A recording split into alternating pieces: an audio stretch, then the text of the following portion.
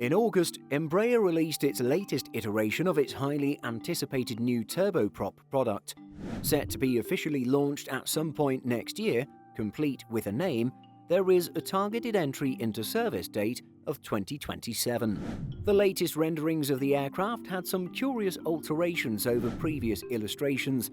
Notably, the engines have moved from their expected position under the wings to the sides of the aircraft's rear fuselage.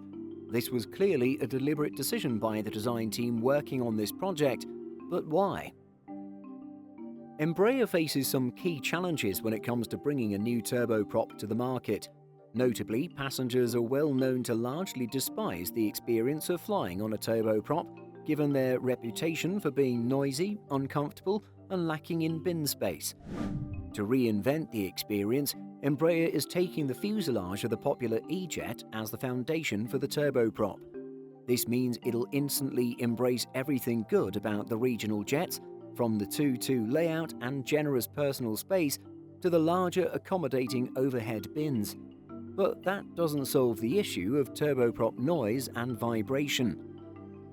Making the cabin quieter and more comfortable meant thinking again about where the engines are placed, as Rodrigo Silva e Souza, Embraer's Vice President of Marketing and Strategy, explained. We realized that if we put the engines at the back, we would reduce the noise significantly. In fact, the noise levels that we get in our simulations are basically the same that we have in our jets today. The E2 jets are well known for being exceptionally quiet, both from the ground and inside the cabin.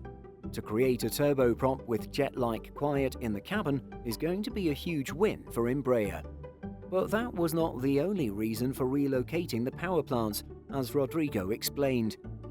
The second reason to have the engines in the back is that it brings a much more modern look to the airplane, making it something a bit different. The passengers will realize that they'll not be flying in those old, uncomfortable and perhaps not very reliable airplanes, but in our new, modern, efficient and more environmentally friendly airplane. Interestingly, there is another equally important reason to locate the engines at the back. It's all about future-proofing the aircraft, as Silva e Souza explained. The other key reason to have the engines in the back is the evolution of this platform in the future. We are fully committed to integrate new propulsion system technologies as soon as they are available, as soon as the new technologies are mature in the market. For this size of plane, we understand that the future will be hydrogen-powered aircraft, and when we think about a version of this product powered by hydrogen, the best configuration would be to have the hydrogen tank closer to the engine. Having the fuel source closer to the engines is a given, which is part of the reason modern jets store fuel in a tank that's integrated into the wing, close to the engines. But wouldn't it be simpler to have hydrogen accommodated in a wing tank just like jet fuel? According to Silva e Souza, that's just not possible. The hydrogen tank is very different from the current tanks that we have on the wings. Hydrogen is better accommodated in a spherical-shaped tank. You cannot have such a tank in a wing form, so we had to put it in the fuselage. The best place to do this was to put the hydrogen tank in the fuselage behind the passenger cabin. All things considered, this new aircraft is an exciting development for the Brazilian plane maker, and one which will undoubtedly see a solid level of uptake when it's officially launched next year. Do you think this will be popular with airlines? Let us know in the comments.